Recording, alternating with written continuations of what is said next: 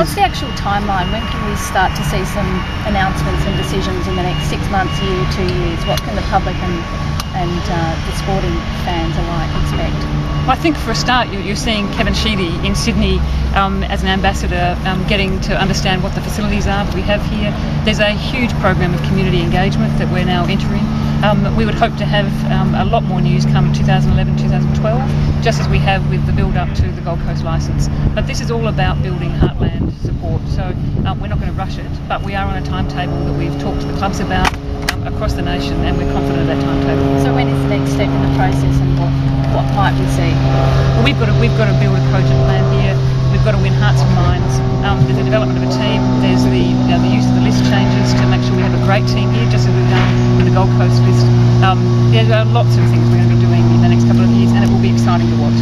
If you had to rank the challenges for a bid like this in Western Sydney, economic climate, development, numbers of players on the ground, kids, what would be the number one challenge? In AFL at the present time? For this region. Or this region? Putting a team in.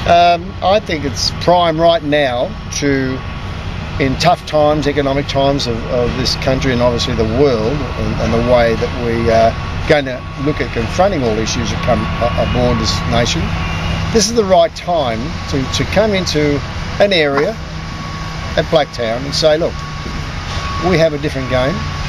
We'd love to share it with you, and just come and see what we can do. And we're not here for 5 minutes, we're here forever. So would you say the challenge is converting the locals or the people of Sydney? Is that the number one challenge? Well, everybody thought 30 years ago going to Sydney was foolish. That's been sensational. We've probably taken too long to get here, because, you know, in the end, if you've got the only game the Australians ever actually developed is AFL from that point of view. But we're here about people, not only just footy. And I think that in the end, you never know. It could be the greatest excitement area for AFL as well as for Blacktown. It's a hard sell though, isn't it? This is rugby league heartland. Yeah, but I mean, look, you know, Tom Hafey and myself, we go and watch Melbourne Storm, and we enjoy that, you know, and it's great to see them, you know, win a premiership every 2 or 3 years and annoy everybody else up here in Sydney. So it goes both ways, ladies and gentlemen. I mean, most of my life I've always moved around the world looking at and taking, you know, knowledge from soccer in England, gridiron in America.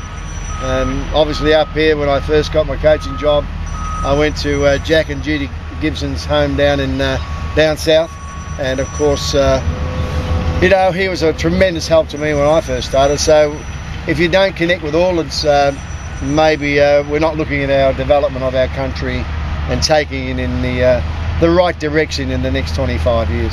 The boss of the ARL said Western Sydney would be the AFL's Vietnam. Strong language?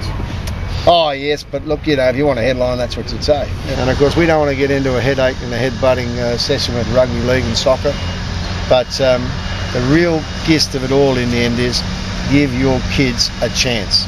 Not everybody's great at playing AFL, and not everybody's great at playing rugby league or rugby union.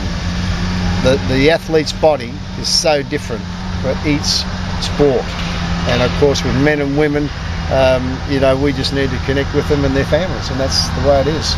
We've done a pretty good job in most of the areas. This is the area where I think we've got to show a lot of courage and get it right. You know, I can go and see a great game of soccer, or I can go and see a great game of rugby league, and obviously I went to the game yesterday.